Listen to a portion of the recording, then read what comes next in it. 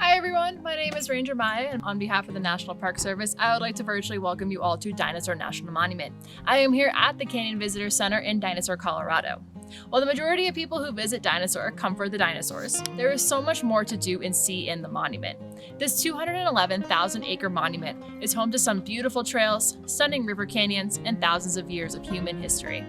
And we understand that not every person who visits Dinosaur, or would like to visit Dinosaur, has the time to explore some of the remote areas of the monument or ability to hike some of the trails. This is why we've created this virtual hike so that you can enjoy Dinosaur from the comfort of your own home. Today, we'll be venturing into Dinosaur's canyon country along the Harpers Corner Trail. This trail is 1 mile one way and will overlook the river canyons made by the Green and Yampa Rivers. Along the way, we'll stop and talk about the ecology, geology, and history of this lesser-seen side of Dinosaur. Dinosaur has been designated as a national monument since 1915. At the time, the monument consisted only of the dinosaur quarry and the 80 acres surrounding it. In 1938, President Franklin Roosevelt expanded the size of the monument, adding over 200,000 acres of land to its boundaries.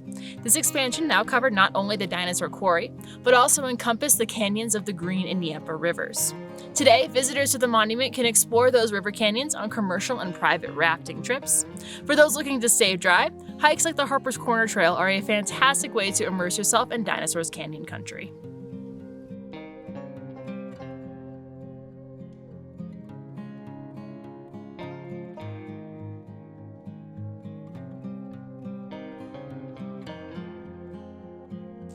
Looking at the trail so far, you may be surprised to see several different plants growing on these cliffs. Up here on the tops of these canyons, far away from any reliable water source, only specially adapted plants and animals can survive. Most plants up here are going to have a waxy, dull surface on their leaves. This helps them to retain moisture by reducing exposure to the drying winds and reflecting away sunlight. The most common trees that we'll see on our hike today are going to be pinyon pines and junipers.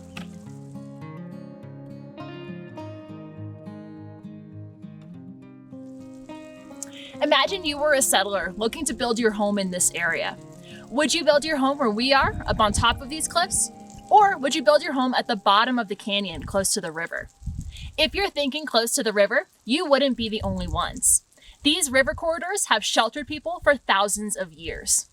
The archaeologically defined Fremont culture have left their mark on these canyons in the form of petroglyphs and pictographs, dated to be from 1,000 years ago.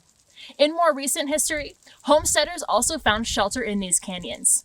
Looking down into the Green River Canyon, we can spot the remainders of the Chew family ranch. The Chews settled here in 1900, and today their ranch is maintained as a historic site.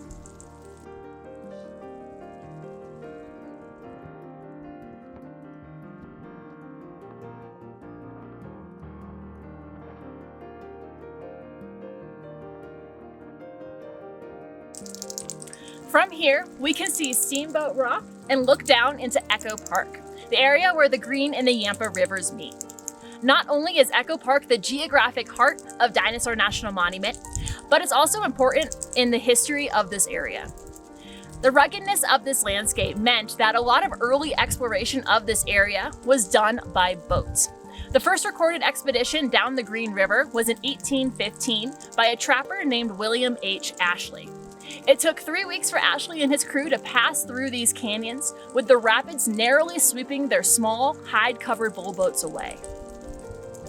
The Green wouldn't be seriously attempted again until geologist John Wesley Powell began his expedition in 1869. While Ashley and his group were able to avoid losing their boats to the rapids, Powell and his team weren't nearly as lucky. While attempting to navigate around a series of rapids, Powell and his group lost one of their boats. This ordeal led them to name that rapid Disaster Falls. The solitude and calmness of Echo Park was a welcome respite after days of navigating whitewater. Today, a drive or camping trip to Echo Park offers visitors that same sense of peace and solitude.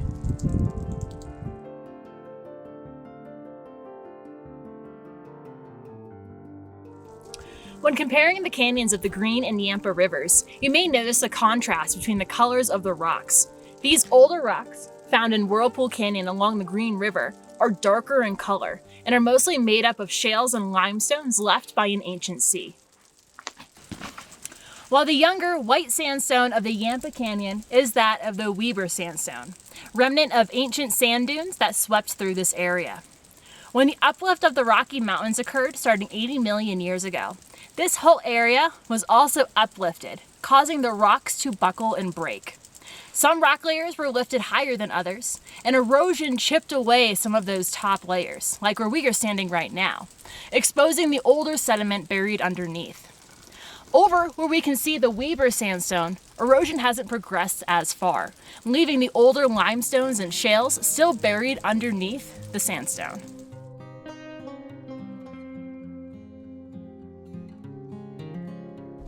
Behind Steamboat Rock is the confluence of the Green and Yampa Rivers.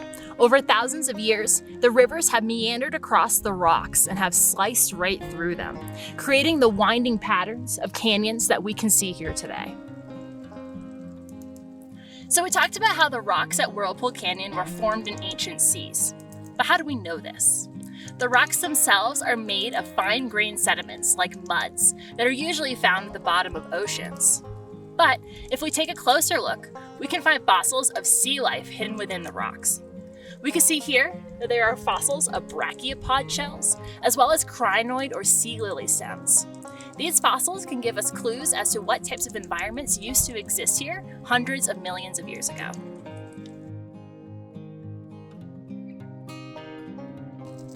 The end of the Harpers Corner Trail brings us to a dramatic overlook of both the Green and the Yampa River canyons.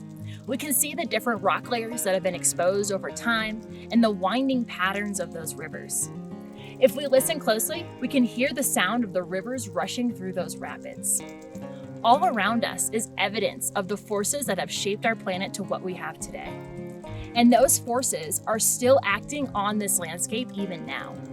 Every second of every day, those rivers are picking up pieces of sediment and moving them elsewhere. Rainstorms and earth tremors are altering the Earth's surface, continuing to change the world around us. People are also causing changes to the land. In the 1950s, there was a proposal to build a dam at Dinosaur here at the head of Whirlpool Canyon, meaning that these canyons, rock layers, Echo Park, all of it would have been underwater. Protests broke out, and we have many arguing that the Green and the Yampa Rivers should remain in their natural state. These protests worked, and the dam was instead built at Flaming Gorge. And while we were able to save Echo Park, the building of the dam still impacts this area. Invasive plants that were once scoured out by spring floods are no longer being removed. Native fishes that have adapted to the muddy waters have retreated to the Yampa River because most of the green sediment now settles behind the dam. 3 of these fish are now federally listed endangered species. Every change that we make does impact the world around us, sometimes far more than we may think. Places like national parks and monuments were created to preserve wild areas like Harpers Corner and Echo Park. As you go off and enjoy the rest of your day, take some time to think about what changes in the world we'll be able to see in a few decades from now. And think about the ways that you can be good stewards of places like Dinosaur National Monument. Thank you all so much for joining us on our hike down the Harpers Corner Trail today. If you'd like to learn more about Dinosaur National Monument, you can visit our website, www.nps.gov/dino, or you can visit any of our social media pages. See you in the monument soon.